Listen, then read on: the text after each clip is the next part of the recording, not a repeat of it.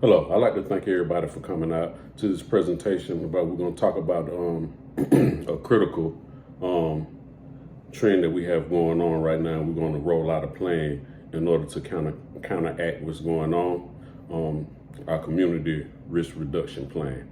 I'm going to start out by going ahead and giving you a little brief introduction to myself. My name is Ronald Hardaway. I've been employed with the DeKalb County Fire Rescue for the past 23 years. My beginning with the DeKalb County Fire Rescue actually started ironically when I was 2 years old, because I'm the second generation firefighter. My dad worked and retired from the DeKalb County Fire Rescue. So I grew up around the department through all my formative years, eventually joining the Explorer program. In that program, I rose to the rank of First Lieutenant of Administration. Subsequently from that program, I got hired by the department. I was the first fire explorer that was employed by the DeKalb County Fire Rescue. Went through training. After I completed my training, I was assigned to Station 20. As a rookie firefighter, I advanced through the firefighter ranks at Station 20, firefighter 1, senior firefighter, eventually becoming the driver of Truck 20 that I was assigned to at that time. And then eventually I took the captain's promotion exam, got promoted to captain. Captain promotions, I was assigned to Station 10, was the captain of Engine 10. From there I moved over back to a truck company, which that's what I always wanted to be, was on the truck company. So I was reassigned to Truck 23 in Clarkston. I stayed there for a little while, for a couple of years. Then I changed assignments. I went to Truck 1 in Emory, stayed there for a while, and then the journey brought me back to where it all started. I was reassigned to Truck 20 as the captain at Station 20, which was very rewarding, because I was the rookie there and I rose all the way to being the station officer at that station. From there, they had some equipment realignment and they reassigned the truck, and the truck actually went to Station 21. I went and I was on Truck 21, and from Truck 21 I got promoted to my current rank of Battalion Chief. I was Battalion Chief at Battalion 1 for approximately a year before I got reassigned to my current assignment, which was now in the 4th Battalion. Just a little bit about the DeKalb County. Got a population of 718,000 residents. We cover 270 square miles. We got a housing makeup of 271,809,000 household units. Of those household units, which we're going to be focusing on, will be the 342,000 single family dwellings that we have in our community. Now, what is the the catalyst for what we had going on? We've noticed that over the last 3 years that we've had a spike in our civilian fire fatalities in our single family residence. In 2019, we had 4. In 2021, we ended up with a total of 13.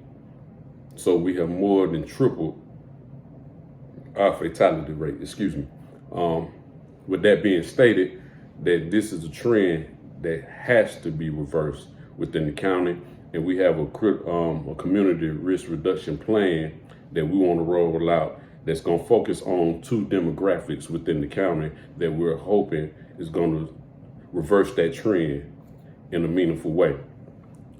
Now, let's talk a little bit about what was the catalyst of this in the development of this plan. So back in December 15th of 2021, the DeKalb County Fire Rescue went to a structure fire on 1932 Janet Lane in Decatur. It was a residential neighborhood.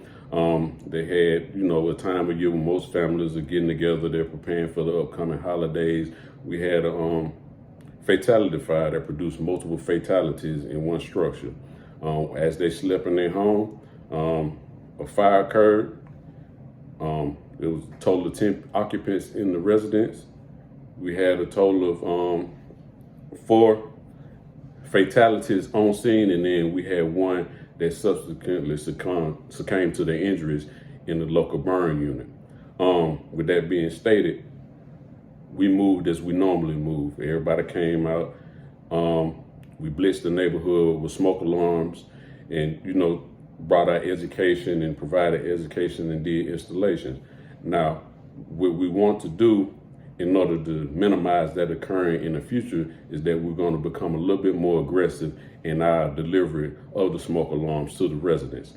With that being stated, with this plan, we have identified 2 groups that we're going to target in order to focus this program on, in order to hopefully reduce the number of fatalities. And personally, we would be more than thrilled if we can get that number to show zeros all the way across the board from here on out.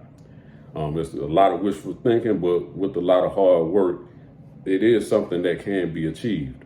The 2 groups that we have identified, even though they're not exclusive to having a fire in their home, there is an even greater risk of having a smoke alarm in those homes.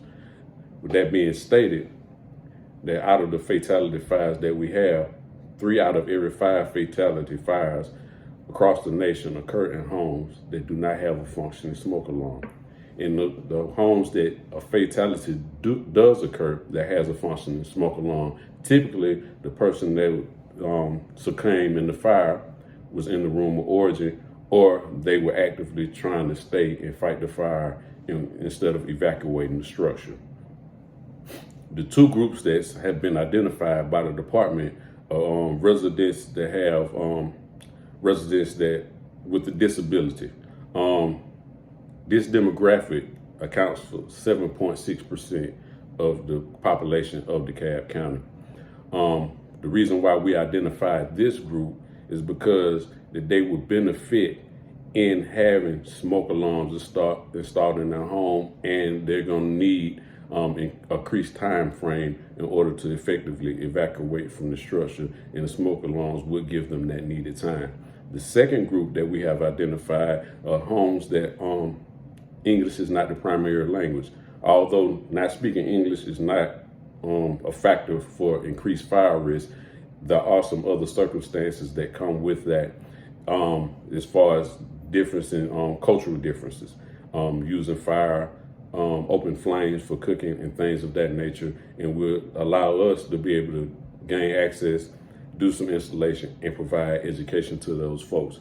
With both of those groups being identified, we want to provide them with a 10-year lithium battery powered smoke alarm.